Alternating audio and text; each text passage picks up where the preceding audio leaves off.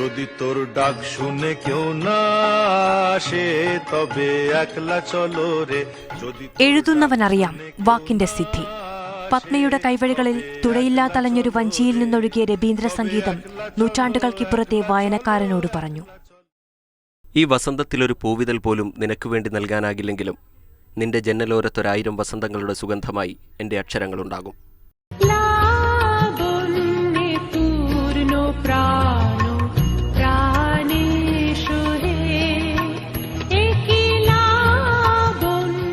കാലം സ്വന്തം കയ്യൊപ്പ് പോലെ കാത്തുവെച്ച കവിതകൾ ബാക്കിവെച്ച് മഹാകവി യാത്രയായിട്ട് 75 ആണ്ടുകൾ.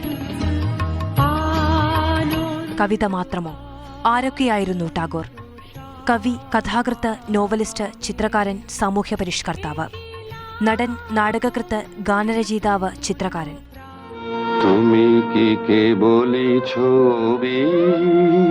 കൊൽക്കത്തയിലെ ജറാസംഗോ ടാഗോർ കുടുംബത്തിൽ 1961 മെയ് 7 മഹർഷി ദേബേന്ദ്രനാഥ ടാഗോറിന്റെയും ശാരദാദേവിയുടെയും 14ാമത്തെ മകനായി ജനിച്ച രബീന്ദ്രനാഥ് 8 പതിറ്റാണ്ടുകാലത്തെ ജീവിതം കൊണ്ട് ഭാരതീയ ചരിത്രത്തിലെ എഴുതിത്തീരാത്തൊരധ്യായമായി മാറുകയായിരുന്നു. 3000-ഓളം കവിതകളടങ്ങിയ 100ഓളം സമാഹാരങ്ങൾ, 2000 കടന്ന ഗാനങ്ങൾ, 50 നാടകങ്ങൾ, കലാഗ്രന്ഥങ്ങൾ, ലേഖന സമാഹാരങ്ങൾ.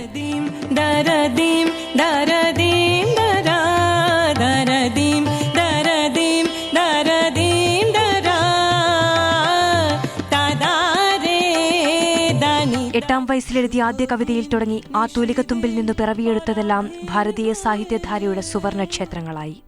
The human world is made one. All the countries are losing their distance every day. Their boundaries not offering the same resistance as they did in the past age. Padma നദീതീരത്തുള്ള ഷെലിഡയിലെ വിശ്രമകാലത്തെഴുതിയ Bengali കവിതകളുടെ സമാഹാരം ഗീതാഞ്ജലി എന്ന പേരിൽ പ്രസിദ്ധീകരിക്കുന്നത് 1910-ലാണ്. 13-ൽ നോബൽ പുരസ്കാരം. ഗീതാഞ്ജലി എന്ന ഒറ്റകൃതി കൊണ്ട് തന്നെ വിശ്വവന്ദിനായ കവി ആത്മീയതയും ഭൗതികതയും ജീവരഹസ്യത്തിന്റെ ഊടും പാവുമായാണ് കണ്ടത്. ജനിയും മൃതിയും ഇടപിരിഞ്ഞുണ്ടായ കവിതകൾ ജ്ഞാനധർമ്മത്തിന്റെ കാവ്യഗംഗ പോലെ അനവധിയായ തലമുറകൾക്ക് മേൽ അക്ഷരസ്നാനമൊരുക്കുന്നു.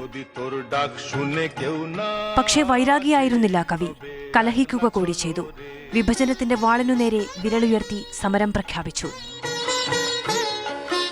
സ്വാതന്ത്ര്യസമരത്തെ അനുകൂലിച്ച് രചിച്ച് 1911-ലെ കോൺഗ്രസ് വാർഷിക സമ്മേളനത്തിൽ അവതരിപ്പിച്ച കവിതയാണ് ജനഗണമനയെന്ന് തുടങ്ങുന്ന ദേശീയ ഗാനം.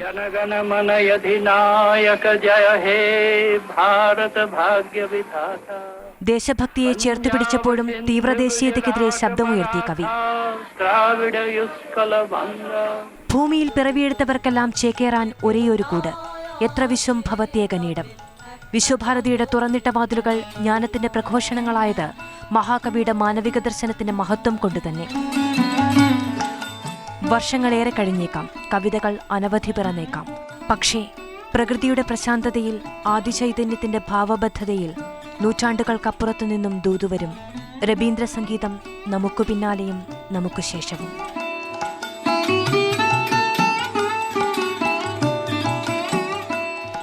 News desk, Mathrubhumi news.